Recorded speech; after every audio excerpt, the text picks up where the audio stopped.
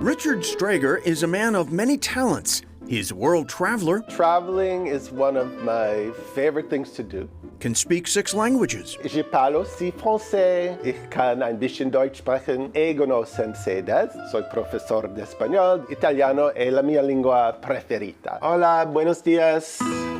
but perhaps most impressive is his profession, which quietly powers most of our country's colleges and universities. I've been teaching for over 10 years at Salem State University as an adjunct professor. A tenured professor at the school has a permanent position there. They're fully benefited. There's not that many of those positions available. And in fact, a lot of universities are cutting back on tenured positions because adjunct professors are cheaper. We're paid on an as-needed basis, so we can be basically cut at any point. This uncertainty can be unsettling for adjuncts who make up about 75% of the academic workforce. I think a lot of adjunct teachers are either really struggling because they might get a couple classes a semester and it's barely enough to live on, or they may have to supplement the teaching with other jobs. The COVID-19 pandemic has made matters worse as enrollment has dropped, fewer students, fewer jobs,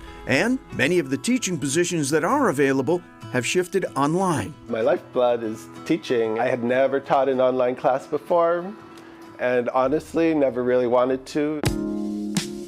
But necessity may truly be the mother of invention, and to stay employed, Strager exchanged his daily drives to various campuses for a makeshift stand-up desk in his home and added a 7th language to his resume.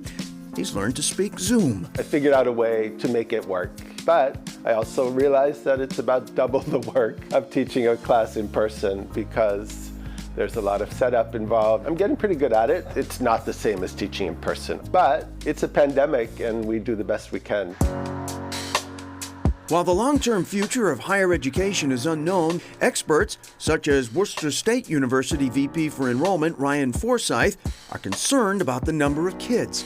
In northern parts of the country, there have been fewer numbers of college students finding their way to college year after year. The benefits of a college education are well documented. We know that earning potential for students with bachelor's degrees is higher than for high school students. We also know that unemployment is generally lower. And these numbers are generally COVID-proof, as lower-income households have experienced higher rates of unemployment during the pandemic. Students can attend and earn their bachelor's degree for somewhere around $10,000 for tuition and fees. That makes a college education attainable for many students.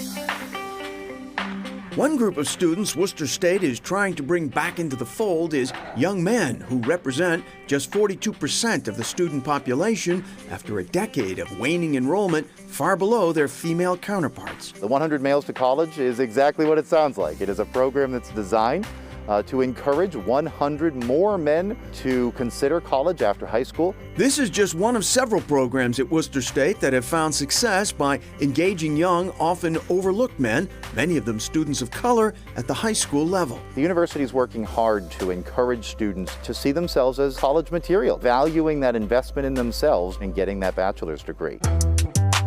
Angel Sotomayor is a freshman from Worcester in his first semester who credits the program with inspiring him to pursue a degree. This was a free opportunity for me to know what college was like. It also granted me acceptance into Worcester State, which I didn't have previously. But I feel like it did a lot more for me because I didn't even know if I wanted to go to college. Through the program, Angel came to campus during the summer to participate in a play. They ended up casting me as a role in the chorus. I don't think I'm going to be a big theater person, but I definitely enjoy it. I had a coordinator here, her name's Latchme, and she came to me at North High. She eventually told me that she wanted me to come to Worcester State. I feel like a lot of my friends don't have those people in their lives.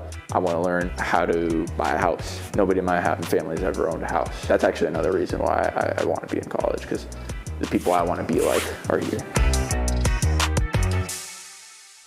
We talked about the drop in male college enrollment. There is also a decline in financial aid applications.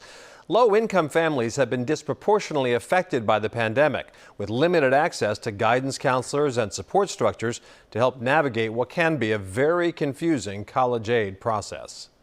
Finally tonight, a bright future ahead.